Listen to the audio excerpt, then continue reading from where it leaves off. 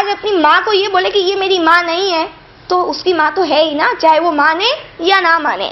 تو یہ تو اتنی بڑی بات اللہ تعالیٰ کی، یہ نبی کہہ رہے ہیں کہ میں بناؤں کس کو رب اس کے علاوہ جو ہر چیز کا رب ہے، اور کسی کے ذمے کسی کا نہیں ہے وبال، اور تم اور میں کسی کا بوجھ نہیں اٹھائیں گے. تو بس صحیح ہے. اب پھر آج میں اور آپ کیا مرنے کے بعد لوگوں کے لیے پڑھ رہے ہیں اور سب کر رہے ہیں، یہ تو آپ سے سلم فرمانے تو بات ہی ختم ہو جاتی ہے یہاں پہ. اور پھر یہ بھی کہ تم سب کو تو اللہ کی طرف پلٹ کے جانے، تو اللہ ہی بتائیں گے جو تم اختلافات کرو. نبی بھی اس چیزوں کو سالو نہیں کر پا رہے تھے جو اس زمانے کے خواہ مخواہ کے اختلافات تھے. آگے آیت نمبر 165 دیکھیں. وَهُوَ الَّذِي جَعَلَكُمْ، اور وہی ذات ہے اس نے تمہارے لیے بنایا، تم کو بنایا خلائف الارض، زمین کا خلیفہ. وَرَفَعَ بَعْضَكُمْ فَوْقَ بَعْضٍ، اور بلند کیا تم میں سے ایک کو فوق بعد دوسرے پر، درجات میں، لیبلوکم تاکہ تم کو آزمائے، فیما آتاکم اس میں جو تم کو دیا ہے. ان ربک سریع العقاب، بے شک تمہارے رب جلد سزا دیتے ہیں.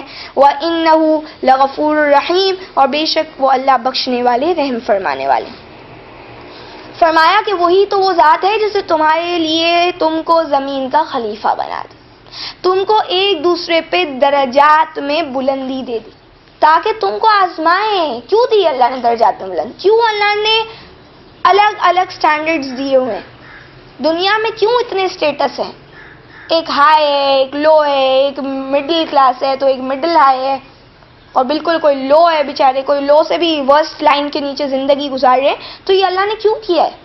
اللہ کہتے ہیں وہ ذات ہے جو رب ہے نا تمہارا، اسی نے تم کو زمین کا خلیفہ بنایا. خلیفہ تو اللہ نے اس وقت ہی بول دیا تھا نا، ڈکلیئر کر دیا تھا کہ میں انی جاعل فی الارض خلیفہ، میں زمین کا خلیفہ بنا. تو میں اور آپ سبھی خلیفہ ہے نا، چاہے وہ روڈ پہ رہتا وہ بھی خلیفہ ہے. سمجھ رہے؟ یعنی اس کی سپردگی میں دے دی ہے نا اللہ نے یہ چیز. اللہ نے تو سب کے لیے صحیح دیا تھا لیکن انسان اس کو صحیح نہیں بانٹتا. انسان کو اللہ نے اس ٹیسٹ میں رکھا ہے نا کہ جائے اور دے ان کو جن کے پاس نہیں. اور میں اور آپ ایک بات مجھے بڑی اچھی سمجھ میں آئی ایک اسکالر سے، انہوں نے یہی کہا کہ جس کو اللہ تعالیٰ نے نہیں دیا اس کے صبر کا امتحان دیا، اسے صبر کا امتحان دیا، جس کو دیا اس کے شکر کا امتحان. تو ہر کوئی اپنا امتحان پاس کرے، دیکھے کہ کیسے وہ ہائی نمبرز کو اچیو کر سکتا ہے اللہ کے، کس طریقے سے وہ اپنے آپ کو اللہ کے آگے بیان کر سکتا ہے کہ میں آپ کا فرما بردار بندہ ہوں، میں نے آپ کا حق ادا کیا آپ کی نعمتوں کا. تو اللہ کہہ رہی یہ تو ہم نے درجات کی بلندی دی ہے لیکن وہ صرف ٹیسٹ کے لیے دی ہے. اچھا دیکھیں یہاں پہ لکھا ہے تاکہ تمہیں آزمائے اس میں جو تمہیں دیا ہے. تو میں اور آپ سے ہر ایک سے انڈیویجلی اللہ کہہ رہے، الگ الگ کہہ رہے، فردن تمہارا ٹیسٹ ہے اس میں جو تم کو دیا ہے، میرا ٹیسٹ ہے جو مجھے دیا ہے.